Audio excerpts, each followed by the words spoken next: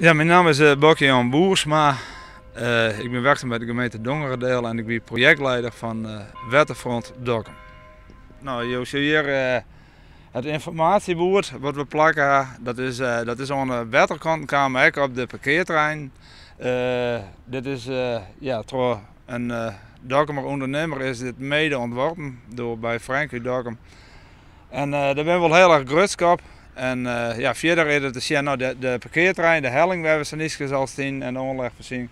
Je ziet bijvoorbeeld naar je waterpunten die plaats zijn.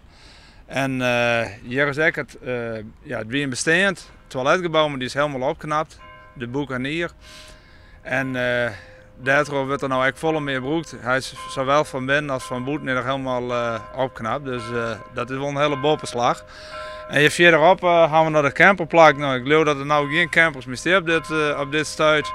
Maar die is echt heel volle gebruikt. Dus hier ja, komt heel volle punten, verbeterpunten kom je bij onder. Ja, de kerkklok zorgt even voor het extra kleur lokaal, zat ze mooi zeggen. En die kleur lokaal ben natuurlijk ook die twee mooie moeners die je stenen. Meesten weten maar de boord Dokkum te vinden. Zelfs nog, er liggen zelfs nog een paar boordjes. Ja, maar ben je tevreden?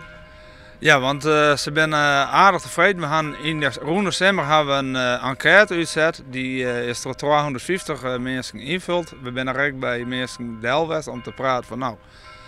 Ja, we gaan heel veel dingen in Dokkum, maar het bevalt dat ik goed.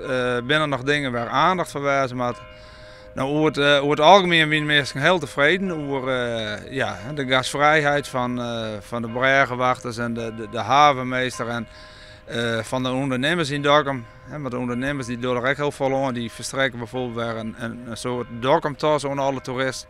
Dus er is heel erg goed te spreken. Ja, en er zijn altijd wel wel wat verbeterpunten over natuurlijk. Dus daar gaan we dan ook weer goed mee aan de slag.